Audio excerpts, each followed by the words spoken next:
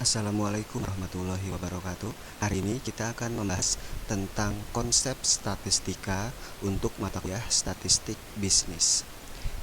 Yang pertama, kita melihat dari definisi statistik terlebih dahulu, bahwa di sini ada perbedaan antara definisi dari statistik dengan statistika. Yang pertama adalah untuk definisi statistik adalah suatu kumpulan angka yang tersusun lebih dari satu angka. Jadi ketika ada suatu kumpulan angka yang lebih terdiri dari beberapa angka, itu sudah disebut sebagai statistik. Sementara untuk statistika adalah ilmu mengumpulkan, menata, menyajikan, menganalisis, dan menginterpretasikan data menjadi informasi untuk membantu pengambilan keputusan yang efektif. Jadi kalau untuk statistika itu lebih kepada bagaimana cara kita mengumpulkan, menata, menyajikan, menganalisis, sampai menginterpretasikan data tersebut untuk menjadi sebuah informasi untuk pengambilan keputusan pada akhirnya nanti.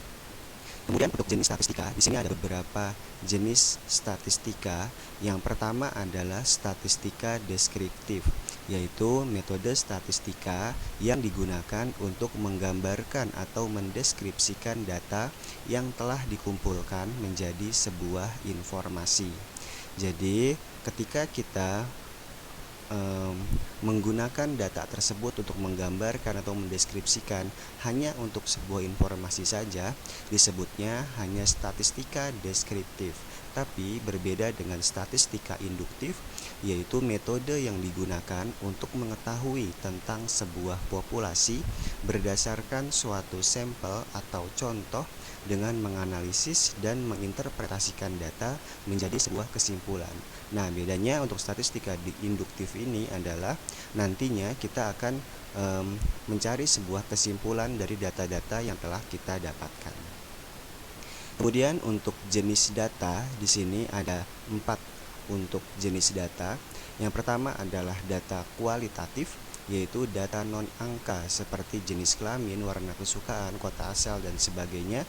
Jadi yang bukan berupa angka itu disebut sebagai data kualitatif.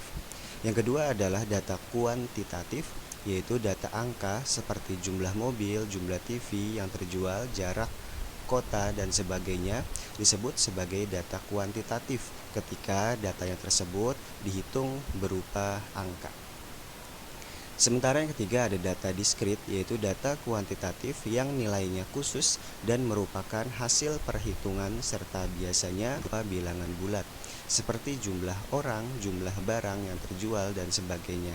Nah, untuk data diskrit ini berarti datanya berupa angka atau bilangan bulat, disebut sebagai data diskrit.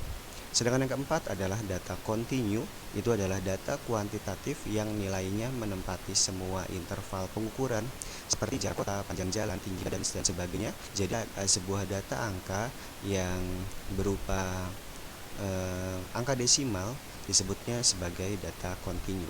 Nah, itu adalah 4 jenis data dalam statistika. Kemudian selanjutnya adalah skala pengukuran. Untuk skala pengukuran nanti juga terbagi menjadi beberapa jenis. Yang pertama adalah skala nominal. Skala nominal adalah angka yang diberikan kepada objek mempunyai arti sebagai label. Artinya adalah ketika ada suatu data itu hanya sebagai label atau hanya sebagai gambaran data saja tanpa adanya maksud atau tujuan tertentu dari data tersebut. Contohnya di sini ada tiga jenis perbankan, yaitu ada Danamon 120 asetnya, BRI 95, dan BCA 150. Data ini hanya sebagai data gambaran saja tanpa ada maksud tertentu sebagai tujuannya. Yang kedua adalah skala ordinal. Skala ordinal itu adalah angka yang diberikan di mana angka tersebut mengandung pengertian tingkatan. Nah, ketika kita mengurutkan data dalam sebuah tingkatan, bisa dari data yang terendah atau dari data yang tertinggi, disebut sebagai skala ordinal. Contohnya di sini dari ketiga perbankan yang tadi, kita urutkan mulai dari data terendah sampai data tertinggi, yaitu ada BRI, Danamon, dan BCA. Asetnya dimulai dari yang terendah sampai yang tertinggi. Ketika ada urutan seperti ini, maka disebut sebagai skala ordinal. Yang ketiga adalah skala interval. Skala interval adalah suatu skala pemberian angka pada klasifikasi atau kategori dan objek yang mempunyai sifat ukuran ordinal dan ditambah satu sifat lain yaitu interval yang sama. Untuk skala interval biasanya di sini ada rentangnya atau jaraknya dari masing-masing data. Contohnya adalah yang pertama ada sangat prospektif. Harga sahamnya yaitu dari 736 sampai 879 atau rentangnya adalah data tersebut. Di sini ada rentang atau jaraknya yaitu 143. Nah, artinya adalah yang menjadi disebut sebagai skala interval adalah ketika terdapat jarak atau rentang. Biasanya jarak atau rentang dari setiap data di sini sama untuk menggambarkan adanya interval tertentu dari data tersebut. Yang keempat adalah ada skala rasio. Skala rasio yaitu memberikan keterangan tentang nilai absolut dari objek yang diukur. Di sini ada beberapa penggambaran untuk beberapa kondisi, yaitu ada kondisi A dengan kondisi B. Di sini ada saham BCA 5350 dan saham BI 2450. Di sini ada skala rasionya yaitu 2,18. Skala rasio di sini didapat dari perbandingan antara dua kondisi yang berbeda, yaitu dapat angka 2,18 di sini yaitu ada 2450 dibagi dari 5350 dibagi 2450 dikali 100, maka dapat rasionya 2,18. Untuk ketiga jenis yang lainnya di sini juga sama perhitungannya, itu mendapatkan skala rasio masing-masing 2,95 dan 3,70. Nah, skala rasio adalah adanya perbandingan dari dua kondisi yang berbeda. Selanjutnya adalah ada penyajian data. Penyajian data yaitu bagaimana cara kita menyajikan suatu data di dalam bentuk-bentuk yang mudah terbaca nantinya.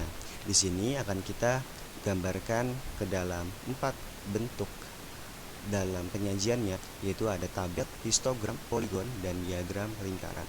Dari data di sini, dari beberapa data nilai mahasiswa secara sederhana nantinya akan kita bentuk ke dalam tabel, histogram, poligon, dan diagram lingkar. Nah, selanjutnya adalah kita sajikan data yang tadi ke dalam 4 penyajian data secara sederhana, yaitu tadi ada tabel, ada histogram, ada poligon, dan juga ada diagram lingkaran. Nah, yang pertama adalah penyajiannya dalam bentuk tabel. Kalau dalam bentuk tabel, kita secara sederhananya saja, yaitu ada nilai dan juga ada frekuensi, di mana dari data yang tadi kita urutkan poin nilainya, yaitu dari yang terendah dari 3, 5, 6, 8, dan 9. Kemudian frekuensi dari nilai tersebut. Kalau 3 berarti frekuensinya 2, nilai 5 itu frekuensinya 3, dan seterusnya kita urutkan. Nah, ini adalah penyajian data tabel secara sederhana. Kemudian yang kedua adalah histogram. Histogram dapat dikatakan sebagai diagram batang. Ini juga sama dengan dari data tabel tadi, kita bisa melihat bahwa untuk yang nilai 3 berarti di sini frekuensinya ada 2, nilai 5 frekuensinya ada 3, dan seterusnya. Nah, ini adalah cara penyajian data sederhana untuk histogram atau diagram batang. Yang ketiga adalah diagram garis atau poligon. Ini pun sama saja seperti diagram batang tadi sebelumnya, hanya digambarkannya berupa garis atau poligon. Yang keempat adalah diagram lingkaran. Nah, diagram lingkaran di sini berarti bentuknya lingkaran ya. Sorry kalau tidak baik gambarnya. Cara perhitungannya adalah kita hanya perkiraan saja terhadap bagian dari masing-masing nilainya, atau kalau mau lebih pas berarti bisa menggunakan garis busur, nanti dihitung dengan menggunakan derajat. Tapi kalau dihitung menggunakan derajat itu agak lebih detailnya lagi, tapi untuk perkiraannya saja di sini saya hitung perkiraannya menggunakan persentase. Misalkan untuk yang nilainya 3, yaitu cara perhitungannya 2/20, karena tadi frekuensi 3 adalah frekuensinya ada 2 dan jumlah frekuensi totalnya itu adalah 20, maka untuk nilai 3 cara menghitungnya 2/20 dikali 100% menjadi 10%.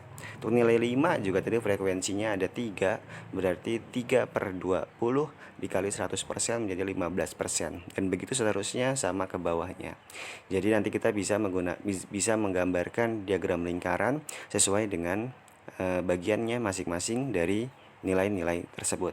Nah, itu dia tadi ada 4 cara dalam penyajian data secara sederhananya yang dapat kita lakukan ketika adanya sebuah data statistika. Itu saja untuk yang sesi pertama ini. Terima kasih. Assalamualaikum warahmatullahi wabarakatuh.